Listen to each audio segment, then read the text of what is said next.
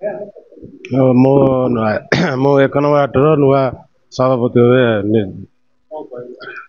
ଆଜି ବହୁତ ଦିନ ପରେ ଗୋଟେ ଆମର ଆଶା ଥିଲା ବାହାରେ ପାର୍କିଂ ବ୍ୟବସ୍ଥା ପାଇଁ। ସେଟା ହେଇପାରୁନଥିଲା 8-10 ବର୍ଷ ହବ। ଆଉ ଆମର କବ ବାବୁ ଆଉ ଆମ ଜଗା ବାବୁ ଆଉ ବାବୁ ସିଂ ଇଏରେ ଆମେ ବର୍ତ୍ତମାନ ଷ୍ଟାଣ୍ଡଟା ପାଇଗଲୁ। ଯାହା ଅସ୍ଥାୟୀ ଭାବେ ଅଛି ସେ ମାସେ ପରେ ହେଇଯିବ ବୋଲି କ୍ଲିୟର ବୋଲି କହୁଛନ୍ତି ବିଧାୟକ ମାନେ। ଆଉ ସେଥିପାଇଁ ଆମେ ବହୁତ ଆଜି ଆନନ୍ଦିତ।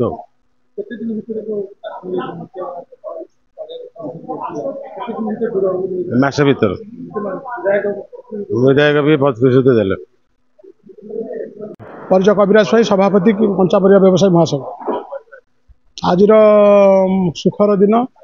ବହୁତ ଦିନ ହେଲା 7-8 ବର୍ଷ ହେଲା ଗୋଟେ ପାର୍କିଂ 2-3 ବନ୍ଦ କରି ଦିଆଯାଇଥିଲା। ତେଣୁ ସେ ପାର୍କିଂ ଆମର ଜଗା ହେଇକି ମାସେ ତଳେ ମୁଁ ଆଣିଥିଲି, ଏଠି ବୁଲେଇଥିଲି। ସେ ନିର୍ଭର ପ୍ରତିଶ୍ରୁତି ଦେଇଥିଲେ ଗୋଟେ ମାସ ଭିତରେ ମୁଁ ତତେ ସହଯୋଗ କରିବି। ମେୟରକୁ ବି ଅନୁରୋଧ କରିଥିଲି, ମେୟରକୁ ଲିଖିତ, କର୍ପୋରେଟରକୁ ବି ଲିଖିତ ଅନୁରୋଧ କରିଥିଲି। ସମସ୍ତେ ଏଥିରେ ମୋତେ ସହଯୋଗ କରିଥିଲେ। କାଲି ପହରଦିନ କର୍ପୋରେସନରେ ବି ପାସ୍ କରେଇଥିଲେ। ଏଣୁ ଯେହେତୁ ଦୁର୍ଗା ପୂଜା ଅଛି ଆଉ ଲକ୍ଷ୍ମୀ ପୂଜା ଅଛି, ତାକୁ ନୀତି ନିୟମ ଅନୁସାରେ କାର୍ଯ୍ୟ କରି ପାର୍କିଂ ଦେବା ସମ୍ଭବପର ନଥିବାରୁ ତାଙ୍କୁ କାଲି ଯାଇକି ବି ଅନୁରୋଧ ଲିଖିତ ଅନୁରୋଧ କରିଛି। ସେମାନେ କହିଲେ ଠିକ୍ ଅଛି, ଅସ୍ଥାୟୀ ପାର୍କିଂ ଆପଣ କରନ୍ତୁ, ଗୋଟିଏ ଲାଇନ୍ କରନ୍ତୁ, ସଂଘ ତରଫରୁ 6 ଜଣ ଷ୍ଟାଫ୍ ରଖନ୍ତୁ, ସିକ୍ୟୁରିଟି ଗାର୍ଡ ରଖନ୍ତୁ। ଆଉ ଦ୍ୱିତୀୟ ଲାଇନ୍ କିଏ ଥୋଇଲେ ସେମାନଙ୍କୁ ପାର୍କିଂ ସେମାନେ ଉଠେଇ ନେବେ। କିନ୍ତୁ ପ୍ରଥମ ଲାଇନ୍ ତମକୁ ଦିଆଗଲା, 6 ଜଣ ଆମର ସିକ୍ୟୁରିଟି ରହିଲେ। ଆଉ ସେଇଟା ସମ୍ପୂର୍ଣ୍ଣ ପାର୍କିଂ ଭଳିଆ ଏଇ ଦୁର୍ଗା ପୂଜା ଲକ୍ଷ୍ମୀ ପୂଜା ଭିତରେ ସେମାନେ ଆମକୁ ଆଲଟମେଣ୍ଟ ପାର୍କିଂ ଅର୍ଡର କରିକି ଦେବେ। ସମସ୍ୟା 100% ଦୂର। ଅଳିଆ ଆବର୍ଜନା ବିଷୟରେ ମୁଁ କହିଛି, ଆମ ସୁବିନୁ ସାର୍ କଥା ହେବି।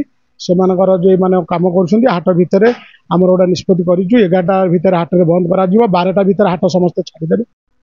ଦ୍ୱିତୀୟ ଜିନିଷ ହେଉଛି ତା ଭିତରେ ଆମର ବିଏମ୍ସି ଲୋକ ପଶିକି ଯେମିତି କାମ କରିପାରିବେ, ସେଥିପାଇଁ ବ୍ୟବସାୟୀମାନଙ୍କୁ ଅନୁରୋଧ କରିଛି ସମସ୍ତେ ଟିକେ ରାସ୍ତାଘାଟ କ୍ଲିୟର କରିବେ, ଯେମିତି ତାଙ୍କ ଗାଡ଼ି ଆଉ ତାଙ୍କ ଜିନିଷ ପଶି ପାଇଲେ ସଫେଇ ହେଇପାରିବ ସୁବିଧାଜନକ ଭାବରେ।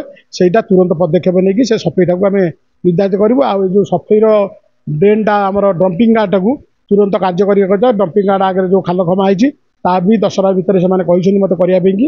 ତେଣୁ ମୁଁ ତାକୁ ଯେତେ ଶୀଘ୍ର ପଦକ୍ଷେପ ନେଇକି ସେ ଡମ୍ପିଂ ଗାର୍ଡ କାମ କରିବା ସହ ଡମ୍ପିଂ ଗାର୍ଡରେ ଯେମିତି ଯାଇକି ଅଳିଆ ରହିକି ତାକୁ ଠିକ୍ ସକାଳ 6ଟା ଆଗରୁ ଥିଲା, ସକାଳ 6ଟା ଭିତରେ ଉଠେଇ ଦେଉଥିଲେ, ତା ଉଠେଇବା ପାଇଁକି ମୁଁ ବନ୍ଦୋବସ୍ତ କରିବି।